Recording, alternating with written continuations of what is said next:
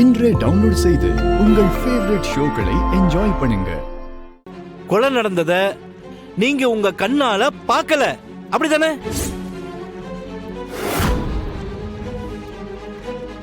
ஆனா இவரு தாங்க அங்க இருந்து கோவமா போனாரு. ஏன்னா அதுக்கப்புறம் யாருமே வீட்டுக்குள்ள போலையே. அப்பனா இவரு தானே எங்க அப்பாவை கொலை பண்ணிருக்கணும். அப்படியெல்லாம் சும்மா இவர் வீட்டுக்குள்ள இருந்து வந்தாருங்கிறதுக்காக இவரு தான் கொலை பண்ணாருன்னு சொல்ல முடியுமா? இல்லனா வேற ஏதாவது ஒண்ணு நடந்திருக்கலாம்ல.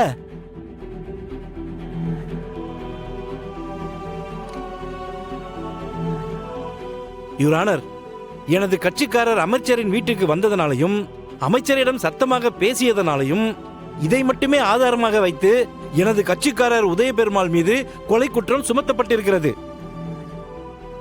ஆனா கொலை நடந்தப்போ தான் வீட்டுல இருந்ததா தான் சொல்றாரு இளங்கோ. ஆனாலும் கொலைய நேர்ல பார்க்கலன்னு ஒத்துக்கிறாரு. அதுக்கான ஆதாரமும் எதுவுமே இல்ல.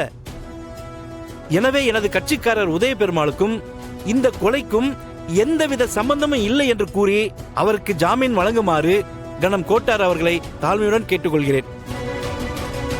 இருதரப்பு வாதங்களையும் வைத்து பார்க்கும்போது தகுந்த ஆதாரங்கள் இல்லாததால் மினிஸ்டர் கணேசனை கொன்றது உதயபெருமாள் தான் என்பது நிரூபணம் ஆகவில்லை.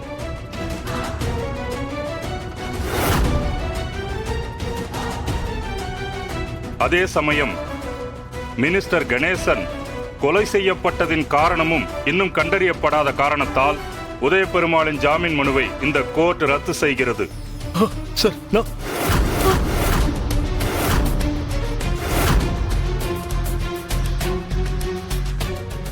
எனவே சந்தேகத்தின் அடிப்படையில் உதயபெருமாளை 15 நாட்கள் ரிமாண்டில் வைக்குமாறும் மேலும் இந்த வழக்கை தனிப்படை அமைத்து விசாரிக்குமாறும் காவல்துறைக்கு இந்த நீதிமன்றம் ஆணை பிறப்பிக்கின்றது.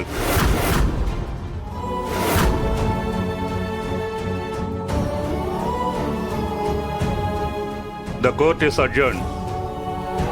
உங்களுக்கு வந்திருக்கிற இந்த சோதனைக்கும் உங்க தியாகத்துக்கும் கண்டிப்பா பலன் கிடைக்கும் சித்தப்பா.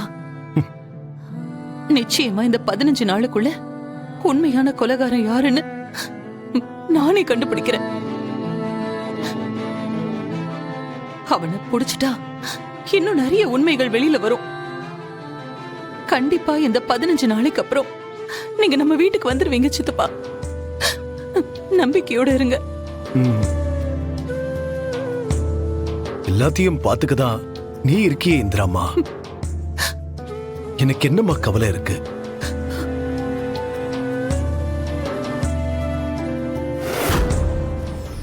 ஹைலி, அங்க பாத்தியா வெளியே ஆம்புலன்ஸ் நிக்குது.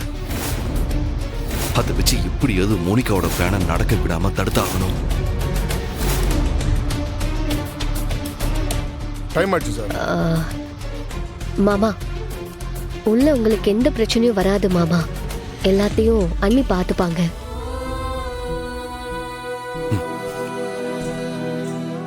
அண்ணி கூட சேர்ந்து அந்த கொலைகாரனை பிடிக்க நாங்களும் ஹெல்ப் பண்ணுவோம்.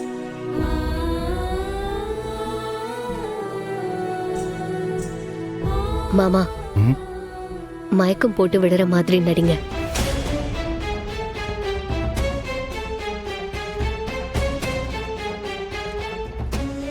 வெளியில மோனிகா இருக்கான், அதனாலதான் சொல்றேன், மயக்கம் வர மாதிரி நடிங்க.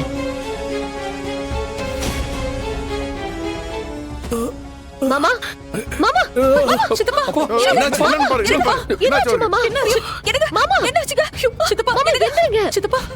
மாமா என்னாச்சு? இங்க பாருங்க, மாமா பாருங்க, மாமா என்னாச்சு? சித்தப்பா, கான்ஸ்டபிள் ஆம்புலன்ஸ் கூட்டோ, சீக்கிரம் வா.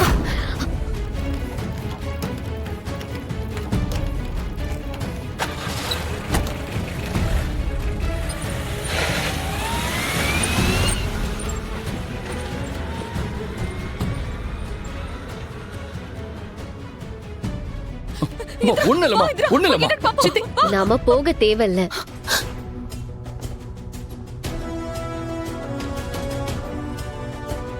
ஏன் ஐலி அப்படி சொல்ற?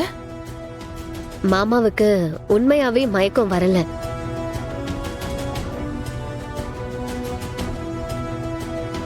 அந்த மோனிகா மாமா வெளியே வந்தா வீடியோ எடுத்து டெலிகாஸ்ட் பண்றதுக்கு ரெடியா இருக்கா. அவளை ஏமாத்ததான் நான் மாமா கிட்ட மயக்க வர மாதிரி நடிக்க சொன்னேன். மாமாவை கூட்டிட்டு வரும்போது மோனிகா அத வீடியோ எடுத்து நியூஸ்ல டெலிகாஸ்ட் பண்றதுக்கு ட்ரை பண்ணா. நாங்க தான் பிளான் பண்ணி அவளை டைவர்ட் பண்ணோம். இப்ப இவரு வெளியே போகும்போது கூட அவ இவருக்காக தான் காத்துட்டு இருக்கா. அத டைவர்ட் பண்றதுக்காக தான் ஆம்புலன்ஸ்ல ஏத்த வச்சோம். இந்திராணி சித்தப்பா வெளியே வந்ததும் என் ஆளுங்க அவரை வீடியோ எடுக்க ஆரம்பிச்சிருவாங்க. அப்புறம் நடக்க வேண்டியதெல்லாம் அதுவா நடக்கும். அப்ப சரி. ஆமா, இப்ப நீங்க சொன்னீங்கல்ல, அதெல்லாம் எப்ப செய்வீங்க? அதான் சொன்னனே, அவர் வெளியில வந்த அடுத்த செகண்ட் என்ன ஆனாலும் சரி, நான் சொன்னது நடக்கும். அவர்தான் எப்பவோ போயிட்டாரு. நீங்க அதை பார்க்கலையா மோனிகா?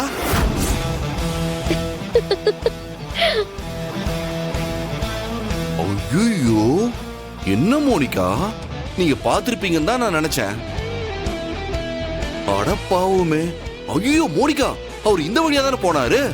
ஆமா, இப்படி நீங்க பார்க்காம மிஸ் பண்ணீங்க. ஏய், நான் விளையாடுறீங்களா? நான் இங்கேயே தான் நின்னுட்டு இருக்கேன். என்ன தாண்டி யாரும் போக சான்ஸே இல்ல. சும்மா என்ன டைவர்ட் பண்றதுக்காக இப்படி சொல்லி சீட் பண்ணலாம்னு நினைக்காதீங்க. இதோ போலீஸ் ஜீப்பும் இங்க தான் இருக்கு, இந்திராணியோட காரும் இங்க தான் நிக்குது. அப்ப அவர் எப்படி போயிருப்பாரு? என்ன பறந்தா போவாரு? சூப்பர் மோனிகா, சும்மா சொல்லக்கூடாது. நீ உண்மையாவே பிரில்லியன்ட் தான். ஆனா என்ன பண்றது, விதி இப்படி உன்னோட பிளான்ல மண்ணள்ளி போட்டுருச்சே. மாமா திடீர்னு மயக்கம் போட்டு விழுந்துட்டாரு. அதனால அவரை ஆம்புலன்ஸ்ல ஹாஸ்பிட்டலுக்கு கூட்டிட்டு போயிட்டாங்க. சார் சார் சார், ஒரு நிமிஷம் சார். என்னம்மா? நீங்க கோர்ட்டுக்குள்ள கூட்டிட்டு போனீங்களே உதய பெருமாள், அவர் உள்ளதானே இருக்காரு? இல்லம்மா, அவரு திடீர்னு மயக்கம் போட்டு விட்டாரு. இப்பதான் அவர் ஆம்புலன்ஸ்ல ஏத்தி ஆஸ்பத்திரிக்கு அமைச்சிருக்கேன். இப்ப நானே அங்கதான் போறேம்மா.